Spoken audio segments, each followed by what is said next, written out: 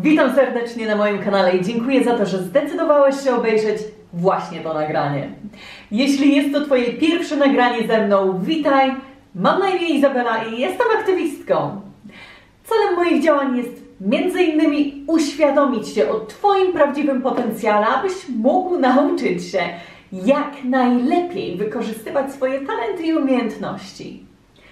Celem również jest wybudzenie Cię z iluzji życia, którą żyjesz, abyś wreszcie mógł podejmować życiowe decyzje w pełni świadomie, zarówno teraz, jak i w przyszłości. Jako aktywistka poprzez swoje działania pragnę przywrócić porządek temu światu, aby przyszłe pokolenia mogły doświadczyć jedynie miłości, pokoju i sprawiedliwości, a tym samym cieszyć się wolnością i kreować własną rzeczywistość zgodnie ze swoimi upodobaniami. Silnie również wierzę, że poprzez zjednoczenie razem możemy zbudować nowy i lepszy świat tu na Ziemi. Wszystkie informacje, którymi się z Tobą dzielę, są wyrazem mojej własnej opinii i poglądów wynikających z badań, które prowadzę już od lat. Dlatego wiedza, którą posiadam, nie pochodzi z książek, lecz raz jeszcze z moich osobistych doświadczeń. Oznacza to, że w swojej pracy nie używam żadnych innych materiałów, aby chociażby udowodnić Ci swoją prawdę. Wszelkie informacje zawarte w moich materiałach również nie mają na celu nikogo obrazić, a tym bardziej zmieniać czyichś poglądów. Wręcz przeciwnie. Moim celem jest zachęcić Cię do refleksji nad własnym systemem przekonań, a tym samym zmotywować do zbudowania własnej, silnej opinii wokół omawianego przeze mnie tematu. Dziś opowiem Ci kolejną już z serii wielu historii z życia wziętą. A w tym celu zabiorę Cię w podróż do przeszłości, gdzie ujawnię Ci swoje największe sekrety. Podzielę się z Tobą osobistymi doświadczeniami, tymi nawet najbardziej dotkliwymi, które przez lata budowały mój charakter i tworzyły postać, którą dziś jestem. Poprzez moje opowieści będziesz miał szansę przekonać się, jak na przełomie lat przekształcałam się i zmieniałam zarówno zewnętrznie, jak i wewnętrznie. A dzięki temu mam nadzieję, że zmotywuję również i Ciebie do podjęcia kroków ku własnej przemianie. Drogi widzu, chcę, abyś usłyszał moją historię, bo wiem, że w ten sposób pomogę Ci zrozumieć siebie. A to oznacza, że zajrzysz do najgłębiej ukrytych tajemnic swojego umysłu. Czyli dowiesz się, jak działa mechanizm programowania, a dzięki temu zrozumiesz, gdzie kreują się Twoje poglądy i wierzenia. Ale nie tylko. Bo w całym procesie odkryjesz również własne talenty i umiejętności, o których być może jeszcze nawet nie wiesz. A to wszystko zapewne sprawi, że w końcu doznasz oświecenia, które już na zawsze odmieni również i Twoją rzeczywistość.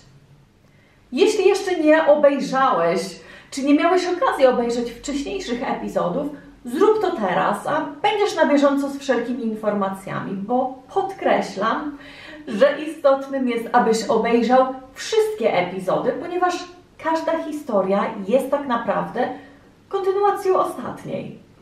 A dzięki temu znacznie łatwiej będzie Ci zrozumieć przesłanie moich wiadomości oraz cel mojej pracy. Jest to przedostatnia część trzeciego epizodu, czyli część 5.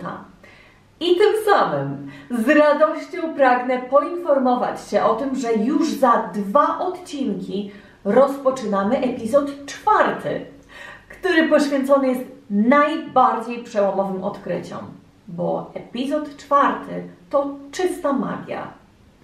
To właśnie w tym epizodzie krok po kroku dowiesz się, jak ja rozpoczęłam swój proces rozumienia, leczenia i całkowitej przemiany.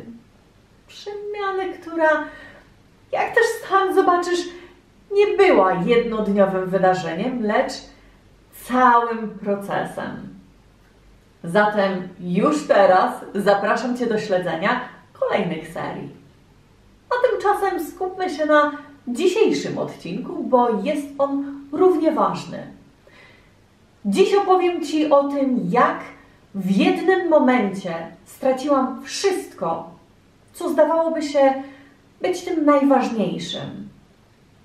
I choć jak też sam się przekonasz już za chwilę, historia sama w sobie jest dość poruszająca, może nawet szokująca, to udowodnię Ci, że nie ma tego złego, co by na dobre nie wyszło.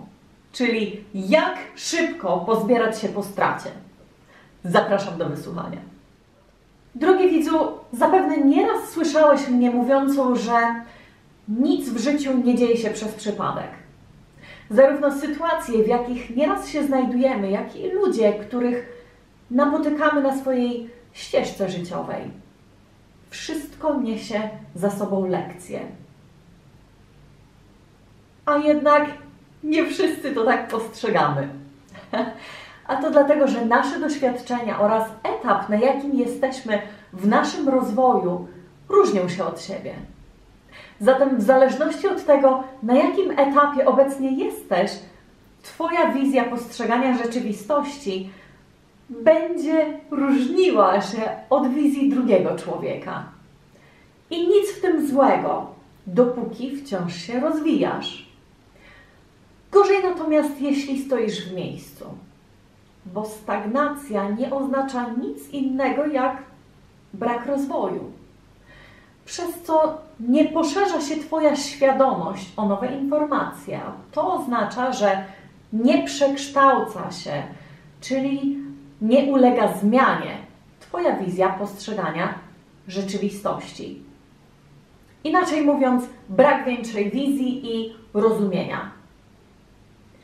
W takim przypadku to dość oczywiste, że nie dostrzeżesz sytuacji czy zdarzenia za to, czym faktycznie jest. Bo widzisz, Twoja ograniczona widoczność spowodowana brakiem rozwoju, co jedynie oceni daną sytuację czy zdarzenie z punktu widzenia ego, które, jak dobrze wiemy, lubi przyklejać często nieadekwatne i w większości przypadków negatywne etykiety. A zatem pytanie brzmi, jak to zmienić? Zapewniam Cię, że nie ma lepszej drogi, jak po prostu wyjść z własnej strefy komfortu i poddać się przemianie. Czyli poszukiwanie, podejmowanie ryzyka, czy też zdobywanie nowej wiedzy. Bo przecież podejmując te same kroki i działania, nie możemy oczekiwać zupełnie innych rezultatów, tak? Zatem pozwól, że dzisiejszą historią udowodnię Ci, jak już wspomniałam wcześniej, że nie ma tego złego, co by na dobre nie wyszło.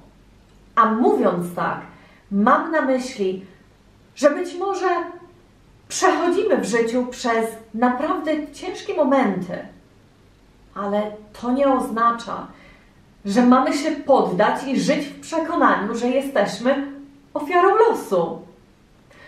Bo prawda wygląda zupełnie inaczej. Dzięki ciągłej przemianie i rozwojowi osobistemu będziesz w stanie dostrzec ukryte lekcje i wartości wynikające z takich czy innych doświadczeń. Poza tym, przekształcając się i zmieniając, odkryjesz własny potencjał, czyli umiejętności, o których być może jeszcze nie wiesz. Cofnijmy się dosłownie chwilę wcześniej przed zamieszkaniem z koleżanką z poprzedniej części. Nazwę ją Sylwia, żebyś wiedział, o kim mówię. Wydawało się, że wszystko w moim życiu znacznie się poprawiło, odkąd odizolowałam się od moich dawnych znajomych. Bo wraz z nowym otoczeniem w moim życiu pojawili się również nowi ludzie, co zresztą wniosło odrobinę świeżości. Tego właśnie potrzebowałam. Więc pewnego wieczoru poszłyśmy z Sylwią do kina. Pamiętam, że to był dość późny seans filmowy, który zakończył się koło północy. I tak wracając do domu, komentowałyśmy zakończenie filmu, kiedy nagle usłyszałam, jak ktoś krzyknął w naszym kierunku: cześć!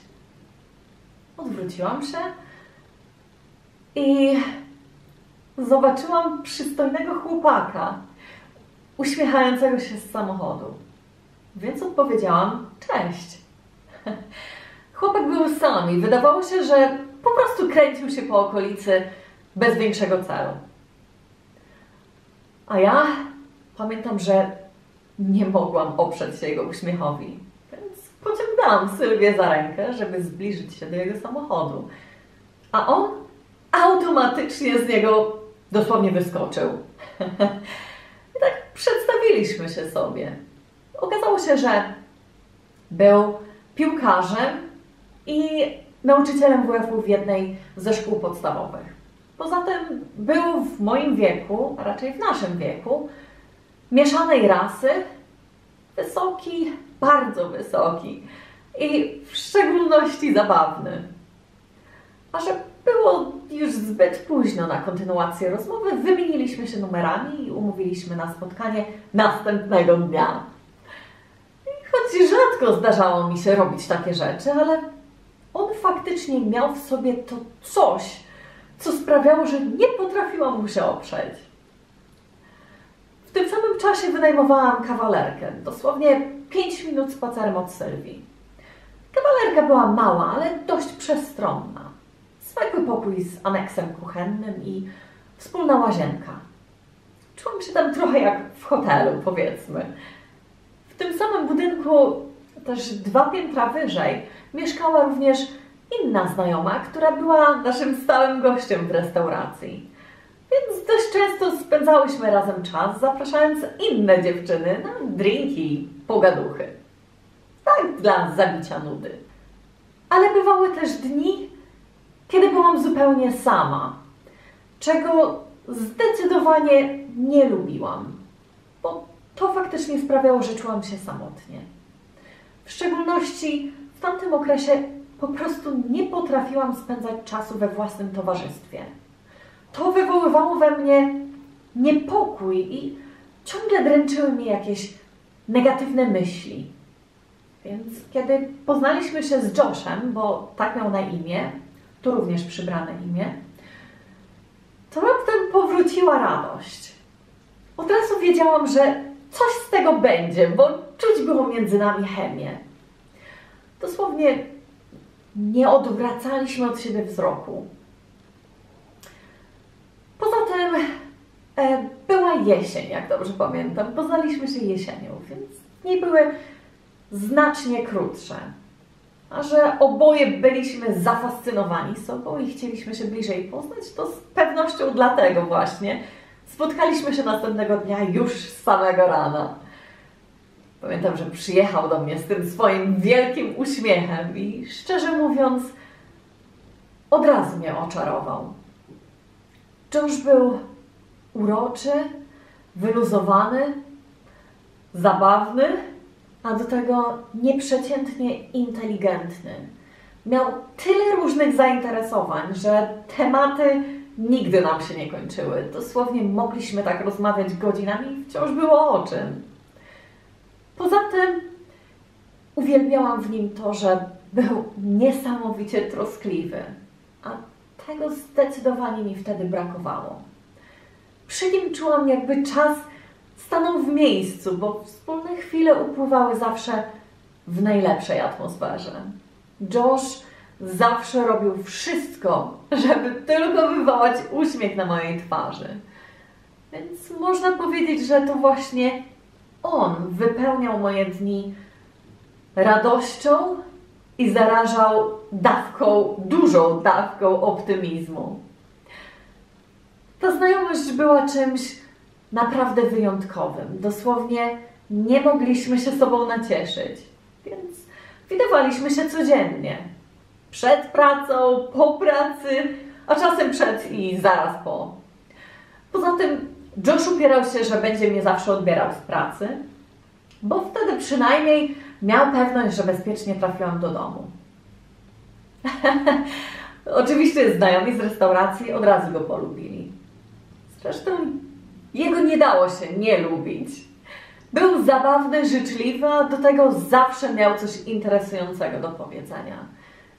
Przez co gromadzi wokół siebie duże grono ludzi. Podobało mi się to, bo sama jestem towarzyska. Dlatego przyznaję, że dość szybko zdobył moje serce. Sprawiał, że faktycznie się w nim zakochiwałam. A przynajmniej czułam, że było między nami dużo pasji i wzajemnego zrozumienia. Był dla mnie kimś znacznie więcej niż tylko chłopakiem. On był moim najlepszym przyjacielem. Czasem aż nie mogłam uwierzyć, że tacy mężczyźni w ogóle istnieją. Dosłownie każdego dnia zaskakiwał mnie czymś zupełnie nowym. Na przykład organizował wszystkie randki, przy czym starał się, żebym zawsze czuła się wyjątkowo. Albo chociażby fakt, że po niespełna 2 tygodniach znajomości on już przedstawił mnie swojej całej rodzinie. Po czym okazało się, że jego rodzina była równie wspaniała jak on. Josh pochodził z dobrze usytuowanej rodziny. Mieszkali w przepięknej okolicy, kilka kilometrów od Croydon, w uroczej willi, która znajdowała się w samym sercu lasu. Więc nic dziwnego, że to właśnie u niego przesiadywaliśmy najczęściej. Poza tym jesienią w moim mieszkaniu było strasznie zimno i ponuro. A że jego mama była równie troskliwa co on, to zawsze przyjmowała mnie z otwartymi ramionami i sama nawet często proponowała, żebym lepiej została u nich na noc, zamiast siedzieć sama w swoim zimnym mieszkaniu. Więc zostawałam. I tak szczerze mówiąc, po dziś dzień jestem wdzięczna tej wspaniałej kobiecie za wszystko, co dla mnie zrobiła. Cieszę się, że miałam okazję poznać tak cudowną kobietę i poczuć jej bezwarunkowo kochające matczyne serce. Brakowało mi tego wtedy. W tamtych czasach pracowałam jeszcze w tej pierwszej azjatyckiej restauracji w Croydon. Jak dobrze pamiętam, to byliśmy w środku tygodnia, kiedy do restauracji przyszła jeszcze inna Polka poszukująca pracy. Na zmianie tego dnia byłam tylko ja i jeden z menadżerów. A że to była akurat ta spokojniejsza pora dnia, powiedzmy, miałyśmy czas, żeby się zapoznać i porozmawiać. Dziewczyna powiedziała, że niedawno straciła pracę i że na dodatek wszystkiego za tydzień nie będzie miała gdzie się zatrzymać, bo były chłopak wyrzucił ją z domu. Szczerze mówiąc, nie chciałam pytać, co się stało, bo to nie była moja sprawa. Więc ja oczywiście, jak zawsze, od razu poczułam wielką potrzebę pomocy. Dlatego od razu powiadomiłam szefa i na szczęście już następnego dnia zgodził się z nią spotkać i porozmawiać. Poza tym dziewczyna zdawała się być uprzejma, więc szepnęłam mu kilka słów o niej, a ten faktycznie ją zatrudnił. Zresztą z jej CV wynikało, że miała wystarczające doświadczenie w gastronomii, a my faktycznie potrzebowaliśmy ludzi. Więc dobrze się złożyło. Kasia, bo tak miała na imię, kilkakrotnie wspomniała, że jej były chłopak wyrzucił ją z mieszkania z powodu trwającej już od jakiegoś czasu kłótni między nimi. No ale jak powiedziałam, nie wnikałam bardziej. Więc współczułam tej biednej dziewczynie i znowu poczułam jeszcze większą misję. Zresztą nauczona własnymi doświadczeniami z ciągłych przeprowadzek, wiedziałam, że w takich sytuacjach należy sobie pomagać. Więc obdzwoniłam wszystkich znajomych, których tylko znałam, żeby sprawdzić, czy ktoś przypadkiem nie miał wolnego pokoju. Niestety okazało się, że pokoje były albo za drogie, albo za daleko od naszej restauracji. Ale mimo wszystko, jak to ja, nie odpuszczałam. I wciąż łudziłam się, że jednak zdołam jej pomóc. Po czym dosłownie kilka dni później Josh jak zwykle przyjechał po mnie do pracy i tego dnia wyglądał na dość podekscytowanego. Więc zapytałam, co się stało. Bo tak patrząc na niego, aż się sama cieszyłam, chociaż nie miałam pojęcia z jakiego powodu. A ten spojrzał na mnie i zapytał, czy chciałabyś z nami zamieszkać? Oczywiście na początku byłam zszokowana, ale tak z drugiej strony faktycznie lubiłam spędzać z nimi czas. Więc pierwsze co pomyślałam, to że jeśli przyjmę jego ofertę, będę mogła wynająć swoje mieszkanie nowej dziewczynie. Więc spojrzałam na niego i bez wahania odpowiedziałam tak. I tak też następnego dnia w pracy oznajmiłam Kasi, że już nie musi się o nic martwić, bo mam już dla niej mieszkanie. Zresztą z jakiegoś powodu miałam wrażenie, że i tak powinnam zatrzymać to mieszkanie na wypadek, gdyby coś poszło nie tak z Joshem. W końcu wszystko działo się tak szybko, że jeszcze nie potrafiłam przyjąć do świadomości, że dokonuję aż tak poważnych zmian. Więc na wszelki wypadek zostawiłam wszystkie swoje rzeczy w swojej kawalerce. Zresztą mieszkanie było po drodze do pracy, więc wystarczyło, że Josh rano odstawił mnie pod dom, a tam już szykowałam się do pracy. W ten sposób wszystko wydawało się być idealnym. Byliśmy razem już od około 3 miesięcy i muszę przyznać, że to był najpiękniejszy czas, jaki kiedykolwiek mogłam sobie wymarzyć. Śmiało mogę powiedzieć, że jak do tej pory, to był jednak ten najlepszy okres, odkąd przeprowadziłam się do Londynu. Miałam dobre czasy, ale ten był najlepszy. Bo Josh każdego dnia starał się tak samo. Zawsze upewniał się, że niczego mi nie brakuje. I zdecydowanie miałam w nim prawdziwe wsparcie. Zresztą vice versa. On rozumiał mnie jak nikt inny i przede wszystkim był świetną motywacją.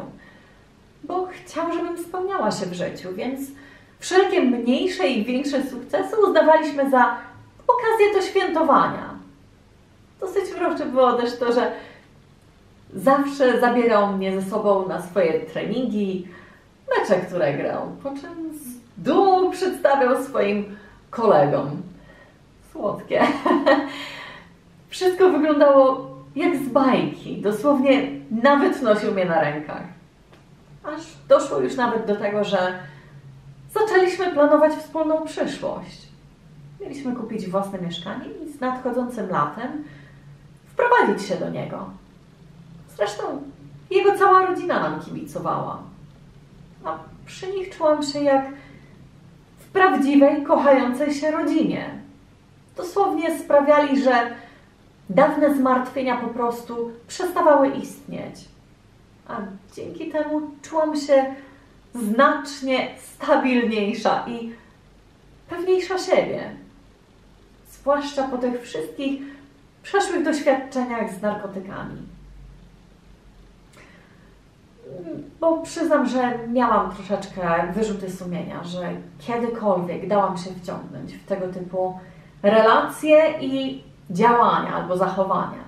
Przez co też miałam odrazę do wszystkich ludzi, którzy wciąż je brali. Chyba zbyt dużo się napatrzyłam. Natomiast przebywając z rodziną Josha, miałam wrażenie, że te wszystkie przeszłe zdarzenia nigdy nie miały miejsca. No i wielkimi krokami zbliżał się nasz ulubiony okres, czyli okres Bożego Narodzenia. Oczywiście jak co roku szef zaprosił wszystkich pracowników do swojego rodzinnego domu, gdzie razem mieliśmy świętować pierwszy dzień świąt. A że moja sytuacja troszeczkę się w tym roku zmieniła, to tym razem zostałam zaproszona z Joshem. To było naprawdę miłe z ich strony, przyznam. Tylko pamiętam, że zanim jeszcze tam poszliśmy, to miałam jakieś takie dziwne przeczucie i to mnie zaniepokoiło, bo z jakiegoś powodu nie chciałam, żeby Josh poznał się z bratem mojego szefa. Więc napomknęłam, żeby lepiej z nim nie rozmawiał. A on obiecał, że cały wieczór spędzi przy mnie. Więc tak też, kiedy już nadszedł wyczekiwany świąteczny poranek, pomagałam mamie Josha w przygotowaniach. Natomiast koło południa, kiedy już wszystko było gotowe, całą rodziną usiedliśmy przy stole i rozpoczęliśmy ucztowanie. Jego rodzina była tak cudowna, że po cichu zorganizowali mi święta według polskiej tradycji. Żebym poczuła się jak w rodzinnym domu, bo wiedzieli, że tęskniłam. Naprawdę, takiej rodziny nigdy wcześniej nie poznałam. Tak z boku obserwując, można było zauważyć, że byli ze sobą zżyci, co zresztą doskonale oddawała wykreowana przez nich domowa atmosfera. Dlatego przy nich czułam się zupełnie swobodnie. Można powiedzieć, że jak we własnym domu. Na zegarze wybiła w końcu 8, a my byliśmy już gotowi na drugą część naszego wieczoru, czyli przyjęcie u szefa. Na przyjęcie odstawił nas ojciec Josha, który obiecał również, że nas stamtąd odbierze. A na miejscu okazało się, że było nas całkiem spore grono, bo około 20 osób. No, było wesoło.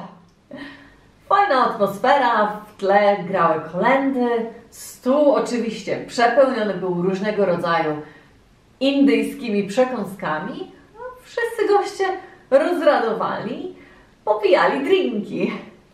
I w tamtej chwili nic mi więcej nie trzeba było. Dlatego impreza przebiegała naprawdę dobrze. I kiedy już minęły około 2 godziny od naszego przyjazdu, a my wypiliśmy już kilka drinków, czułam, że powoli mnie rozgrzewało. A że byłam akurat zajęta rozmową z moim szefem i jego rodziną, nawet nie zauważyłam, kiedy Josh odszedł od stołu. Ale czas mijał i mijał, a ten nie wracał i nie wracał. Więc pomyślałam, że sprawdzę, czy wszystko z nim w porządku. No i poszłam do łazienki pierwsze co. Ale łazienka była pusta. Więc wyszłam na zewnątrz, gdzie wszyscy szli na papierosa. I tam właśnie znalazłam Josha rozmawiającego z bratem mojego szefa. Obaj wydawali się być zbyt zajęci rozmową, dlatego jedynie spojrzałam na niego i przypomniałam, że na niego czekam. Po czym wróciłam do środka. I kiedy już tak nie wracał przez kolejną godzinę, poszłam tam ponownie. Ale tym razem nikogo już tam nie było. Więc zadzwoniłam do niego, żeby dowiedzieć się, gdzie są. A ten odpowiedział, że wyskoczyli tylko na stację benzynową po papierosy. A ja powoli zaczynałam panikować. Więc wróciłam do stołu, jakby nigdy nic i poprosiłam o kolejnego drinka.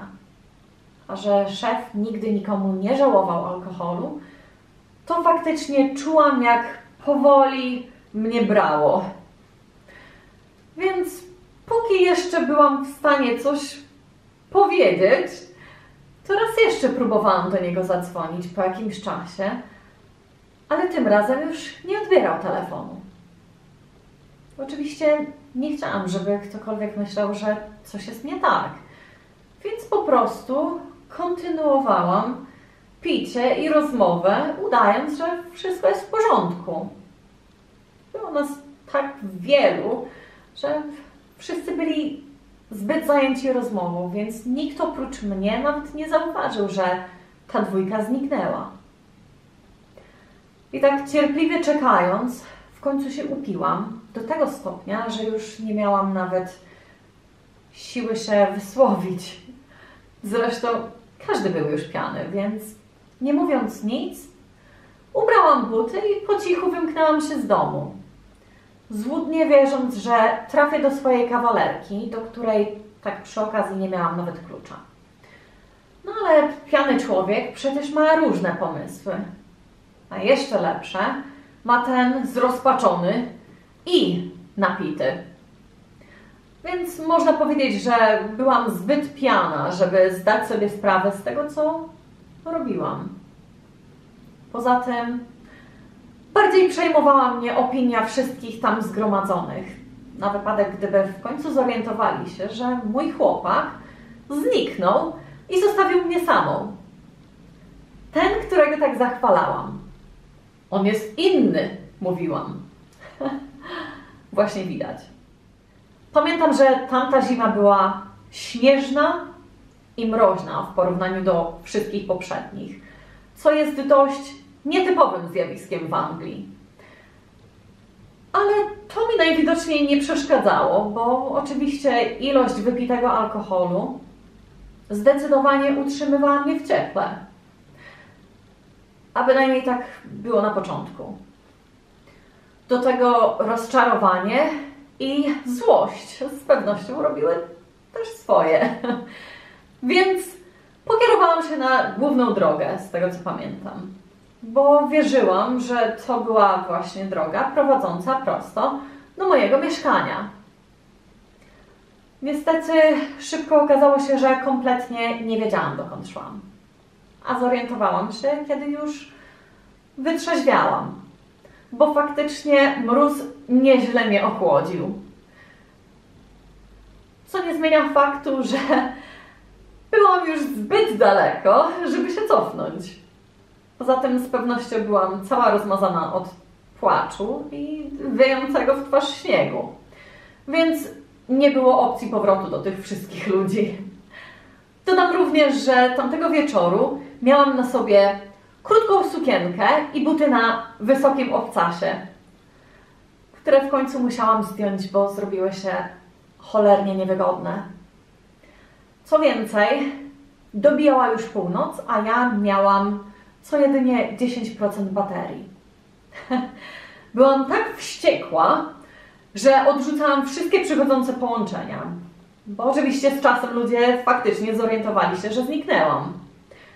Ale ja uparcie nie miałam ochoty z nimi rozmawiać. Raczej wolałam skupić się na kreowaniu najgorszego scenariusza, bo przecież tak właśnie robi wściekły człowiek. Więc całą drogę strasznie płakałam, dosłownie zaciągałam. Tak bardzo skupiłam się na tych negatywnych myślach, że moje odziane w co jedynie pończochy stopy poniosły mnie naprzód o dobre kilkanaście kilometrów. Ale robiło się coraz zimniej. Wiatr ze śniegiem, jak już mówiłam, wiał mi prosto w twarz, że w końcu straciłam czucie w nosie i rękach. Oczywiście nie wspominając o stopach, które już ledwo stąpały. Co to był za szalony pomysł, żeby zimą iść na boso po zamarzniętym asfalcie. Wyobraź sobie, jak bardzo zła i zrozpaczona musiałam wtedy być. Przez to zimno już nawet nie miałam siły płakać. I kiedy w końcu nogi zaczęły odmawiać posłuszeństwa, wyczerpana tym długim spacerem, obejrzałam się dookoła i dopiero wtedy zdałam sobie sprawę, że byłam w lesie. Nie było nawet opcji, żebym mogła kontynuować swoją drogę o choćby kilka kolejnych kroków. Byłam zbyt mocno przemarznięta. Bo jak już wspomniałam, alkohol dawno temu odpuścił. Więc usiadłam na krawężniku pobocznej drogi, albo raczej jakiegoś zajazdu. Jak to w lesie, było ciemno, głucho i cicho. I od jakiegoś czasu już nawet nie widać było przejeżdżających tamtędy samochodów. Więc tak siedząc, nie jestem pewna, jak długo tam siedziałam, ale wiem, że wystarczająco długo, żeby zdać sobie sprawę, że to być może były moje już ostatnie święta. Bo nagle zaczęłam przypominać sobie najlepsze wspomnienia z całego życia. Nawet z dzieciństwa. Byłam już tak bardzo wycieńczona i przemarznięta, że spodziewałam się tylko najgorszego. Poza tym nie widziałam szansy, żeby ktokolwiek mógł mnie znaleźć w tym lesie. Przecież pierwszą połowę drogi byłam zupełnie pijana, więc nawet nie powiedziałabym im, którędy dokładnie szłam. Miałam ostatnie 2% baterii, kiedy odebrałam od młodszego syna mojego szefa telefon.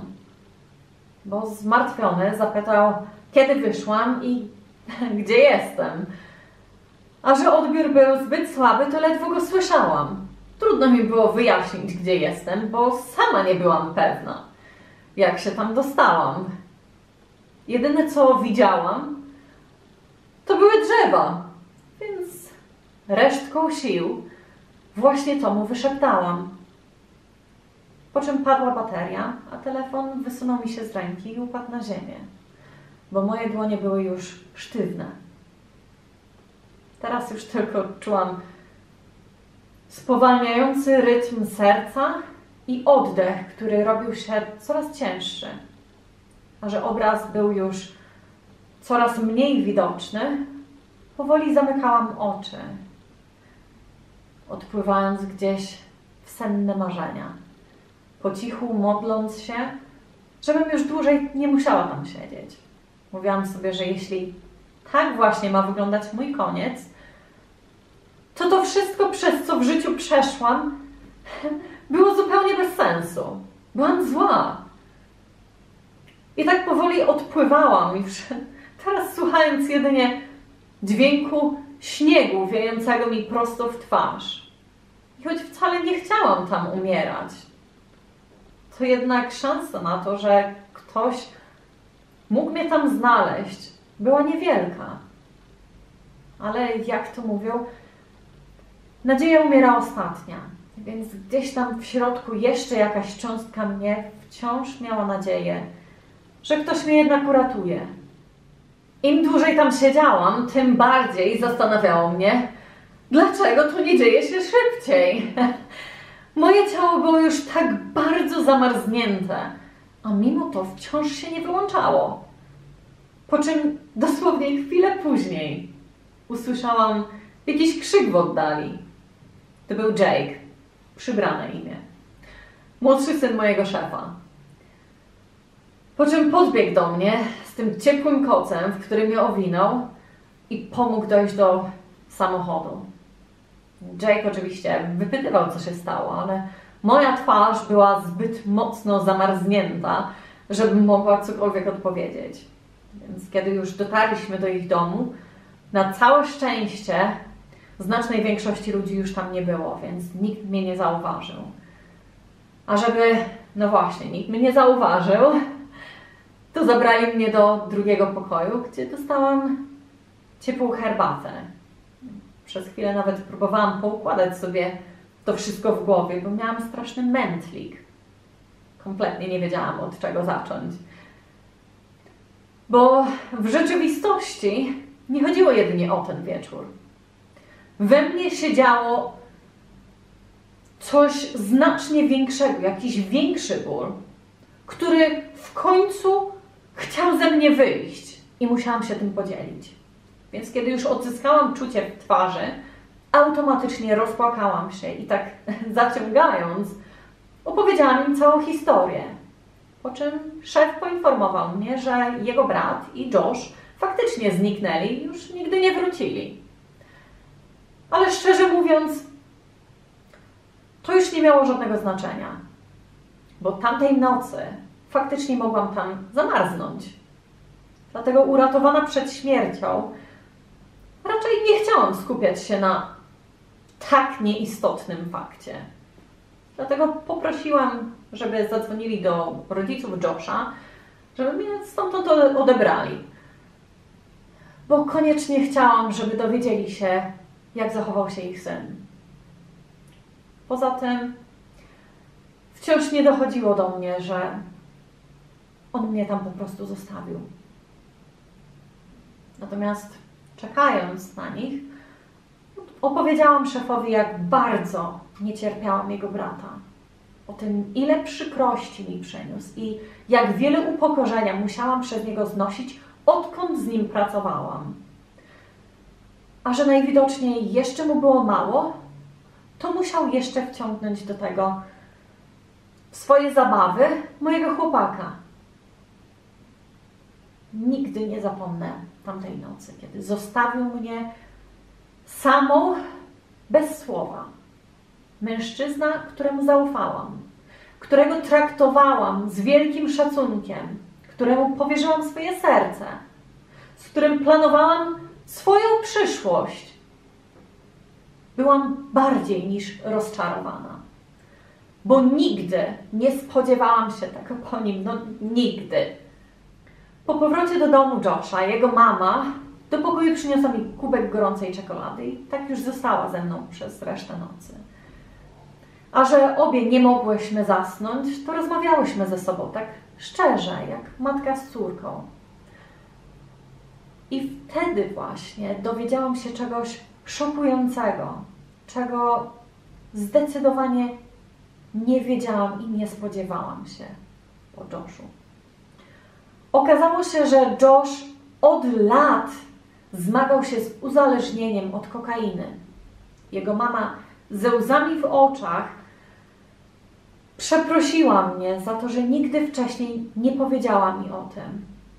Ale jak to sama stwierdziła, odkąd byliśmy razem, była przekonana, że on był czysty. Mówiła, że naprawdę zależało mu na naszym związku, więc przez jakiś czas potrafił faktycznie opanować swój nałóg. A ona tak bardzo cieszyła się jego nagłą przemianą, że bała się, że jeśli wspomni o tym, to wszystko zepsuje i Josh znowu pójdzie w cuk kokainowy.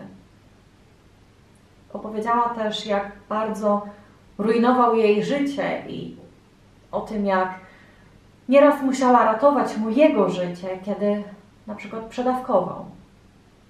A ona mimo wszystko wciąż robiła dosłownie wszystko, żeby go z tego wyciągnąć. 2 razy nawet wysłali go na kilkumiesięczny odwyk do prywatnego ośrodka, za który zapłacili fortunę. Ale to nie pomogło, bo nauk okazał się silniejszy, a on zbyt słaby, żeby powstrzymać się od niego. Co więcej, z czasem nauczył się nawet doskonale maskować to, że brał, do tego stopnia, że nikt nawet nie był w stanie zobaczyć, że on był na haju. I tak ten widok jego płaczącej matki był przerażający i smutny do tego stopnia, że przestałam już współczuć sobie i zapomniałam nawet o tym, że faktycznie mogło mnie już tam nie być. Czułam tak wielką empatię dla jego biednej matki. Ona była w stanie zrobić dosłownie wszystko dla swojego dziecka, żeby go tylko uratować. I jestem przekonana, że to było szczere i prawdziwe, bo faktycznie poświęciła mu większość swojego życia, zapominając przy tym o własnych potrzebach. Po czym powiedziała mi tak: wiesz co, w pewnym sensie ty, dziecko, masz szczęście, bo możesz go po prostu zostawić i zacząć od nowa. Podczas gdy ja muszę być z moim synem, bo on stracił rozum i wiem, że mnie potrzebuje. I choćby tak miało być już zawsze, ja nie mogę po prostu zostawić go i odejść, bo on sobie z tym nie poradzi. A to z pewnością dlatego, że on faktycznie był bardzo kochającym i życzliwym człowiekiem, którego nie można było po prostu nie kochać. I to bolało najbardziej. Tej nocy spałam może godzinę lub 2. Mama Josha, przypuszczam, w ogóle. Z samego rana przyniosła mi nawet śniadanie do łóżka i powiedziała, że skontaktowali się w końcu z Joshem i jest u swojego kolegi, ale prawdopodobniej nawet nie wie, co się wydarzyło ostatniej nocy, bo taki właśnie jest skutek przedawkowania kokainy. Luki w pamięci. Kokaina dosłownie kreuje dwa totalnie odmienne charaktery w jednej i tej samej postaci. Więc nie zwlekając dłużej, po naszej rozmowie już nawet nie miałam ochoty na niego czekać. Nie potrzebowałam jego wyjaśnień, bo to faktycznie nie miało już żadnego znaczenia. Więc wzięłam prysznic, po czym pani Teresa, jego mama, podwiozła mnie do mojego mieszkania. A ja podziękowałam jej za wszystko i pożegnałam się, wiedząc, że już nigdy więcej jej nie zobaczę. Bo po naszej rozmowie byłam wystarczająco przekonana, że nie chcę już kontynuować tego związku. Mama Josha powiedziała mi wystarczająco wyraźnie, żebym nie marnowała czasu i życia, mając nadzieję, że pewnego dnia się zmieni, bo nawet ona już przestała w to wierzyć. Więc posłuchałam jej porady. Tak się złożyło, że nie miałam ze sobą klucza do mieszkania, więc zadzwoniłam do Kasi na wypadek, gdyby jeszcze spała. W końcu jeszcze było dość wcześnie. Ale ta nie odbierała. Więc tak czekając, aż w końcu odbierze, zauważyłam, że okno do mieszkania było otwarte. Więc zajrzałam do środka i zauważyłam ją z jakimś facetem. No więc czekałam tam cierpliwie, aż skończą, po czym spotkałyśmy się w drzwiach mieszkania, kiedy w końcu je otworzyła, żeby wypuścić swojego kolegę.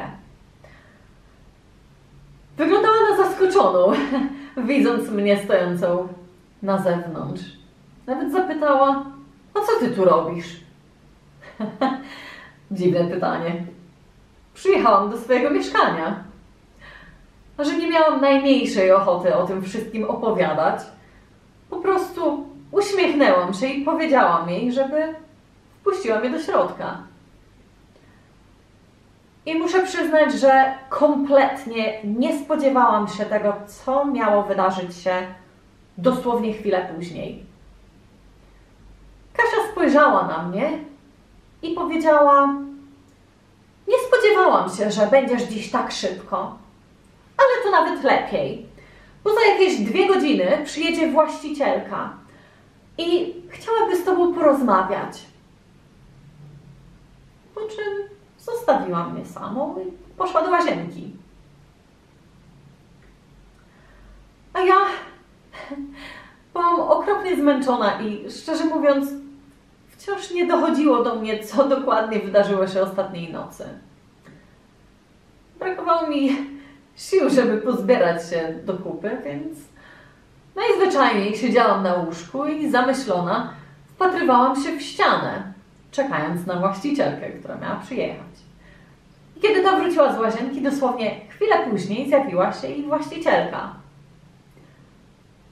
Szczerze mówiąc, zaskoczyła mnie, że nie wspomniała wcześniej o wizycie, bo zazwyczaj to robiła. A najgorsze było to, że byłam zbyt zmęczona na jakiekolwiek rozmowy. Więc kiedy już weszła do mieszkania, przywitałam się z nią grzecznie, jak zawsze. Cześć, miło cię widzieć. A ta spojrzała na mnie i podniesionym tonem powiedziała: Kasia zgłosiła mi, że nie dbasz o moje mieszkanie i że urządzasz tu hałaśliwe imprezy, spraszając nieciekawych ludzi z ulicy. Ponoć sąsiedzi narzekają. Izabela, nie tak się umawiałyśmy. Dlatego chciałabym, żebyś natychmiast opuściła to mieszkanie. Po czym kazała mi zapłacić dodatkowe 50 funtów za rzekome szkody w pokoju. Kompletnie nie rozumiałam, co ona do mnie mówiła. Słyszałam ją jak przez mgłę. Zresztą do dziś nie wiem, co ta dziewczyna faktycznie jej powiedziała, ale kobieta wyglądała na okropnie wściekłą. Najlepsze jest to, że mnie tam przecież nie było od kilku dobrych tygodni. Natomiast sąsiadów, innych jak znajomi z góry, to ja praktycznie nigdy nie widziałam na oczy. Nikt się nie skarżył. Ale to nie było wszystko. Bo kobieta zwróciła się później do Kasi, dziękując jej za zgłoszenie, po czym życzyła jej udanego mieszkania. I przepisały kontrakt na nią. A nawet przywiozła jej nowy fotel, który rzekomo wspomniała, że przywiezie w rozmowie telefonicznej, czyli miała jej numer. Ciekawe skąd. Szczerze, nie miałam nawet energii, żeby wykłócać się czy płakać. Spojrzałam tylko na nią i powiedziałam: przykro mi, ale nie jestem w stanie opuścić mieszkania dziś, bo niedługo idę do pracy. Więc nie mam czasu się spakować. I co najważniejsze, na chwilę obecną nie mam dokąd pójść. Tak nie można. Czułam się wtedy zupełnie bezsilna. Do tego stopnia, że już nawet nie miałam ochoty prosić o wyjaśnienia. Wiedziałam tylko, że ja nie zrobiłam nic złego i że nie zasłużyłam na takie potraktowanie. Po tym wszystkim, co zrobiłam dla tej dziewczyny, ona dosłownie bez najmniejszego sumienia potraktowała mnie jak nic niewarty przedmiot. Co więcej, wyobraź sobie, że zlitowały się nade mną. Normalnie klękam na kolanach i dziękuję, litościwe panie. I pozwoliły mi zostać na 2 kolejne noce, żeby miała czas na znalezienie nowego miejsca. Tato miała tupet. Wyrzuciła mnie z własnego mieszkania, po czym zgodziła się, żebym przez 2 kolejne noce dzieliła z nią jedno łóżko. Wyobrażasz sobie? Mało tego, była na tyle bezczelna, że bez zapytania na moich oczach używała moich kosmetyków, które wciąż tam były. Brak słów. Z jednej strony byłam zmęczona po ostatniej nocy i czułam, że wciąż miałam zszargane nerwy. Natomiast z drugiej strony, na dodatek wszystkiego, właśnie zostałam bezpodstawnie wyrzucona z własnego mieszkania. I wydawałoby się, że już gorzej być nie może. Tamtego dnia, jak też zapewne możesz sobie wyobrazić, miałam okropną migrenę. Ale oczywiście to wciąż nie było wszystko.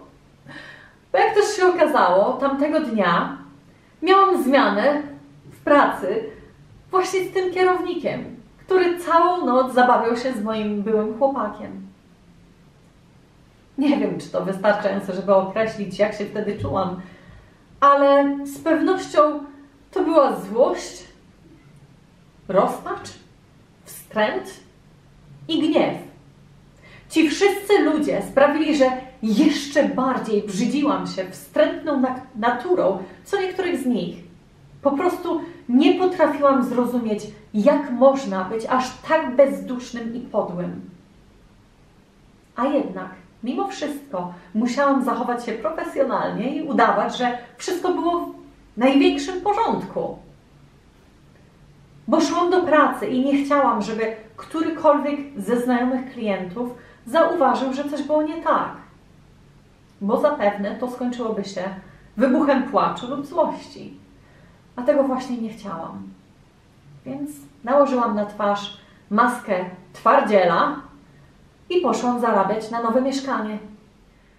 Dzień w pracy był strasznie pracowity, więc na całe szczęście co jedynie mijaliśmy się od czasu do czasu na barze.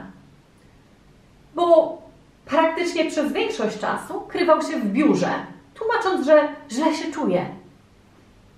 A co ja miałam powiedzieć? Nawet nie zastanowiło go, jak ja musiałam się czuć. Zresztą, o czym tu mowa? Ten człowiek był pozbawiony jakichkolwiek uczuć.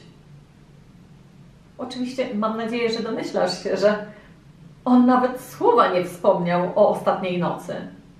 Zresztą, po tym wszystkim nawet nie miałam ochoty na niego patrzeć. A co dopiero z nim rozmawiać. Dlatego w sumie cieszyłam się, że dzień był pracowity, bo to jedynie odwróciło moją uwagę od negatywnych myśli. Kiedy w końcu ten pojawił się łaskawy pan na górze, to oczywiście od razu widać było, że właśnie doprawił się kolejną działką kokainy. Bo wyszedł stamtąd, jakby nigdy nic się nie wydarzyło. Po czym pełen zapału do pracy stanął na barze i żartował sobie z klientami, popijając drinka oczywiście. A mnie po prostu szlak trafiał. Miałam już absolutnie dość tej pracy, tego człowieka i tych wszystkich klientów. Dosłownie obrzydzało mnie na samą myśl, że człowiek może zachować się aż tak bezdusznie względem drugiego. Przerażało mnie też to, że faktycznie wśród nas żyją ludzie, którzy bez sumienia robią takie rzeczy, a przy tym kompletnie nie ponoszą za to odpowiedzialności. Sama nie wiem, czy chciałam, żeby ten dzień dalej trwał, czy żeby w końcu się zakończył.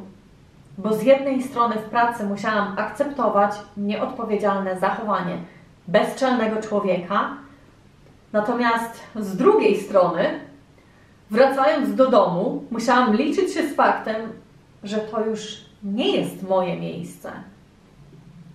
W dodatku muszę dzielić łóżko z kimś, kto w obrzydliwy sposób odpłacił mi się za moją dobroć. Ale wiesz co? Na całe szczęście, pod koniec dnia w pracy pojawił się szef. Nie wiem, czy on był jakimś moim aniołem stróżem, czy co, ale to zawsze z nim rozmawiałam o swoich problemach i sytuacjach domowych. W pewnym sensie on zastępował mi ojca, bo czułam szczerość jego serca i to, że wspierał mnie jak tylko mógł. Więc opowiedziałam mu, jak zachowała się nasza koleżanka, a ten oczywiście okropnie się zdenerwował. Chyba nawet czuł się winny za swojego nieodpowiedzialnego brata. Więc natychmiast zadzwonił do kilku swoich znajomych, żeby sprawdzić, czy ktoś być może coś wynajmuje. Po czym dosłownie chwilę później wrócił do mnie z dobrą nowiną. Tak się złożyło, że znajomy, u którego w przeszłości wynajmowałam pokój, wciąż miał wolny jeden z pokoi. Ten sam dom, o którym mówiłam bodajże części pierwszej, 3. epizodu. Dosłownie poczułam, jak kamień spadł mi z serca. Tamtego wieczoru, zaraz po powrocie do domu, nie rozmawiałam już z Kaśką. Nie chciałam nawet pytać, dlaczego zrobiła to, co zrobiła. Bo tacy ludzie jak ona, widać, zdecydowanie nie mają sumienia, więc co mogłaby mi powiedzieć? Zresztą, jakiś czas wcześniej już zauważyłam, że ona chyba była zazdrosna o moje życie. Miałam całkiem fajnych znajomych, udany związek, w pracy świetnie się z każdym dogadywałam. Teraz już stać mnie było na wszystko, czego chciałam, a ona najwidoczniej mi tego zazdrościła. To chore. Zresztą widziałam, jak patrzyła na Josha, zawsze jako pierwsza do niego biegła, jak tylko pokazał się w restauracji. Ona była nawet zazdrosna o mój kontakt z klientami, którzy często przychodzili do mnie w odwiedziny. Naprawdę, to jest chore. Bo fakt jest taki, że ja naprawdę ciężko na to wszystko pracowałam. Często w pocie czoła, żeby zarobić lepszy pieniądz, czy chociażby zdobyć zaufanie drugiego człowieka. Natomiast kiedy poznałam ją, ona nie miała zupełnie nic, a ja nic jej nie powiedziałam, ja jej nie osądziłam. Zamiast tego ja chciałam jej pomóc, na ile tylko mogłam, bo naprawdę ze szczerego serca mi zależało. Dlatego nawet po tym, jak się zachowała, nie zamierzałam się z nią kłócić. Pretensje miałam, czy mogłam mieć jedynie do siebie. W końcu to ja znowu chciałam zabawić się w wybawcę, więc odpuściłam jej to. ale też nie widziałam sensu jakiejkolwiek dyskusji. Stało się, co się stało. Na całe szczęście już miałam załatwiony nowy pokój, więc zaakceptowałam nową sytuację i przystosowałam się do nowych okoliczności. Natomiast w duchu miałam nadzieję, że to wszystko było dla mojego dobra. W końcu nie wylądowałam na ulicy, czy też nie umarłam tamtej nocy. Więc anioły zdecydowanie nade mną czuwały. I to właśnie najbardziej mnie zastanawiało. Do czego faktycznie potrzebne mi były te wszystkie doświadczenia? Następnego dnia szef dał mi wolne w pracy, żebym mogła spakować się i jak najszybciej przeprowadzić. Dzięki Bogu. Z pewnością czuł mój ból. Zresztą Kaśka straciła również pracę, ale nie jestem pewna, czy sama odeszła, czy została zwolniona. Tego nikt mi nie powiedział. W każdym bądź razie już z samego rana rozpoczęłam pakowanie, żeby jeszcze do wieczora przewieźć wszystkie rzeczy do nowego domu. Poza tym akurat tego samego dnia tak się złożyło, że jeden z moich bliższych znajomych był akurat dostępny, więc chętnie pomógł mi z przeprowadzką. Dziękuję bardzo. I kiedy już przewieźliśmy moje rzeczy, dotarło do mnie, że to faktycznie było na moją korzyść. Wyobraź sobie, gdyby nie tamta noc, grom już co się stało, ale gdyby nie tamta noc, być może nigdy nie dowiedziałabym się, że mój chłopak zmaga się aż z tak silnym uzależnieniem. A jak już wspomniałam wcześniej, on potrafił to dobrze ukrywać. Więc to było na moje szczęście. Od całej tej sytuacji z moim byłem starałam się unikać jakichkolwiek interakcji z tym menadżerem. Bo faktycznie za każdym razem, kiedy widziałam go, wywoływał we mnie złość. Więc komunikowałam się z nim tylko w sprawach związanych z pracą. Poza tym oboje udawaliśmy, że wszystko było dokładnie takie, jakim było wcześniej. Nikt nikomu nie wchodził w drogę, każdy wykonywał, powiedzmy, swoją pracę i tyle. Ale muszę powiedzieć, że otoczenie się ludźmi, którzy kompletnie nie przejmują się uczuciami innych, ma strasznie negatywne oddziaływanie. To straszne, jak co niektórzy pozbawieni są współczucia i miłości względem bliźniego. To kompletnie nie godzi się z moją naturą, więc ciężko mi było przyzwyczaić się do takiego zachowania drugiego człowieka. Bo nie przypominam sobie, żeby kiedykolwiek ktoś zapytał tak ze szczerego serca, czy wszystko u mnie w porządku. Wręcz przeciwnie.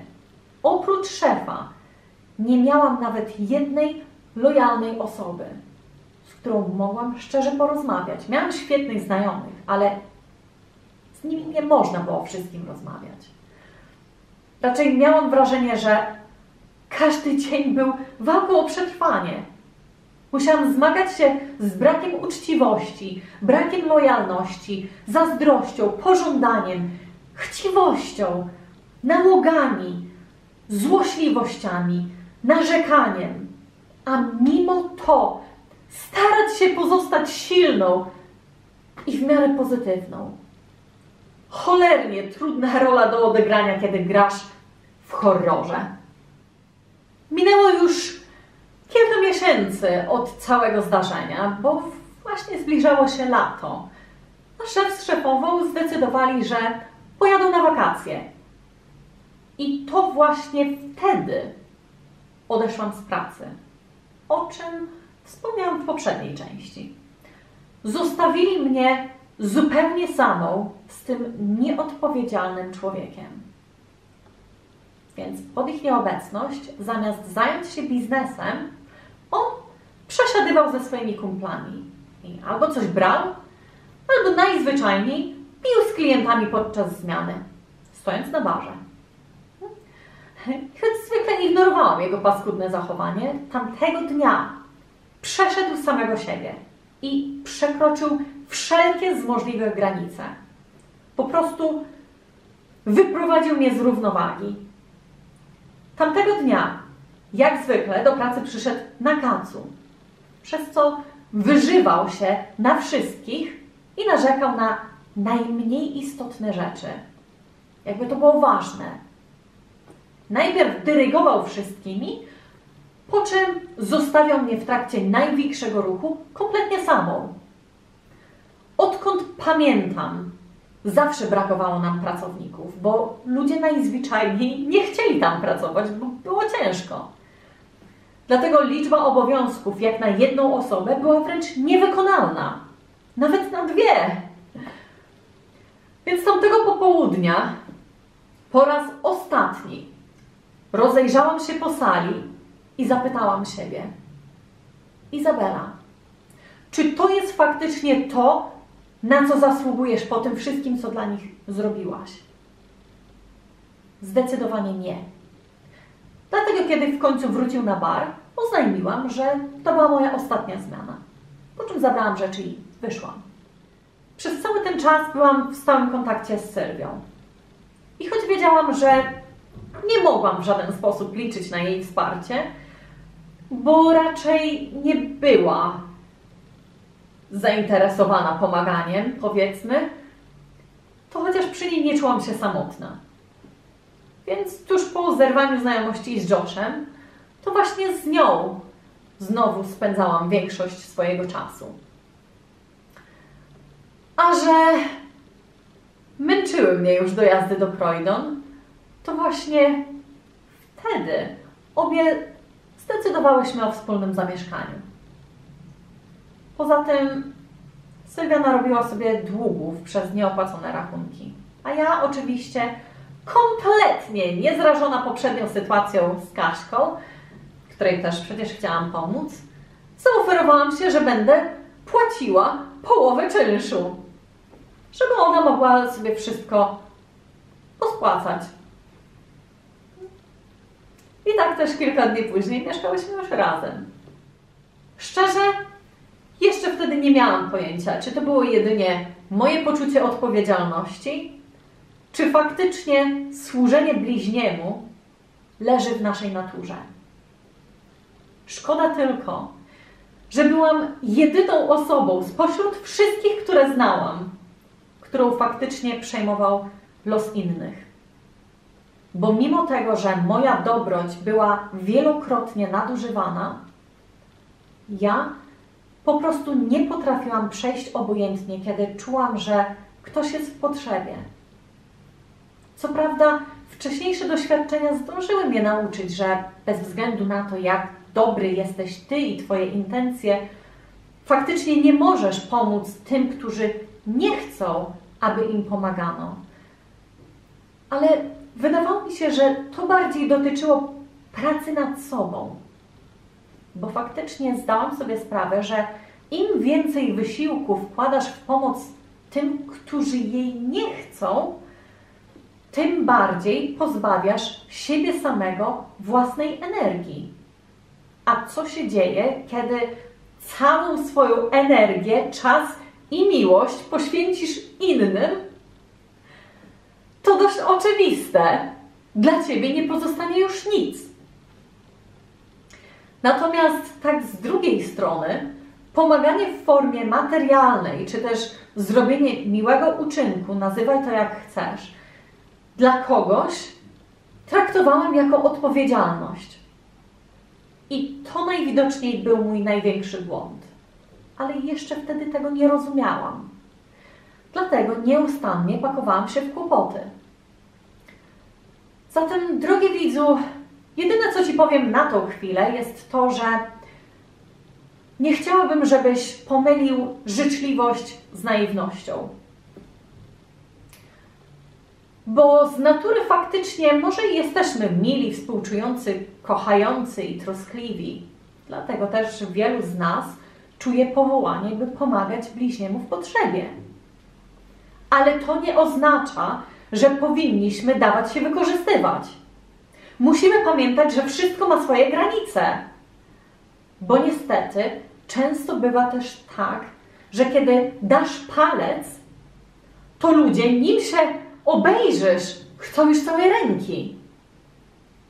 Więc jeśli chodzi o mnie, w tamtym okresie mojego życia, mimo tego, że wiele razy straciłam wszystko w jednej chwili, bo to nie był jedyny raz, doskonale wiedząc, że zawsze przyczyniali się do tego ludzie, którym ja pomagałam, to jeszcze wtedy wydawało mi się, że najwidoczniej tak musi być.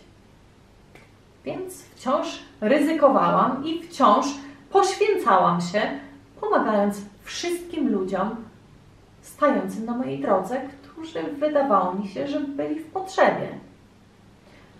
Natomiast dziś, patrząc z perspektywy czasu, wiem, że pomoc nie zawsze musi objawiać się w formie pomocy materialnej. Bo czasem wystarczy po prostu wysłuchać, a czasem jedynie powiedzieć: dasz sobie radę. I wiem, że tak będzie, patrząc na własny przykład. Wiele razy cierpiałam przez to, że angażowałam się w pomaganie innym. Ale wiesz co? Mimo wszystko wciąż nie narzekałam. Nigdy nie powiedziałam choćby jednego złego słowa. Nigdy nie powiedziałam, że żałuję, bo zawsze uważałam, że moje problemy są niczym w porównaniu z innymi. A bynajmniej chciałam to tak postrzegać. Być może intuicyjnie czułam, że ja poradzę sobie sama, podczas gdy inni faktycznie potrzebowali wsparcia. Więc nie narzekałam. Zamiast tego wyciągałam wnioski i uczyłam się nowych rzeczy o sobie i o życiu. Zresztą w niedalekiej przyszłości dowiesz się znacznie więcej o tym, co faktycznie zrozumiałam i jak dziś postrzegam te wszystkie bolesne doświadczenia. A teraz powiem Ci tylko jedno. Wrażliwi i życzliwi ludzie nie są głupcami. Oni doskonale wiedzą, co inni im zrobili, a jednak zawsze wybaczają. A wybaczają, bo mają piękne serca i nic tego nie zmieni. Jak już wspomniałam na początku, w życiu często powtarzamy te same działania, spodziewając się różnych rezultatów. To dość zabawne. Dlatego zdecydowanie uważam, że każdy z nas przynajmniej raz powinien doświadczyć upadku na dno, aby w końcu wybudzić się z iluzji życia, którą żyje. Czyli spojrzeć z boku na własną sytuację i zastanowić się, czy to mi faktycznie służy, po czym ewentualnie dokonać jakichś zmian. To dość przerażające, że przekonani jesteśmy, że nasza obecna sytuacja, która być może od lat nie uległa zmianie, staje się dla nas komfortowa, gdzie w rzeczywistości jest toksyczna i aż śmierdzi stagnacją. A to wszystko tylko dlatego, że no właśnie, boimy się zmiany, czyli tego, co nam nieznane. A przecież prawdą jest, że życie zmienia się w każdej sekundzie, a zatem powinniśmy płynąć z rytmem życia, z rytmem natury i nieustannie posuwać się naprzód, tak? A to oznacza, że nie powinniśmy pozwolić sobie na utknięcie w jakiejś niekomfortowej sytuacji zbyt długo, bo to co jedynie spowolni nasz proces rozwoju i tym samym oddali od naszego wyższego życiowego celu, który zresztą wszyscy mamy.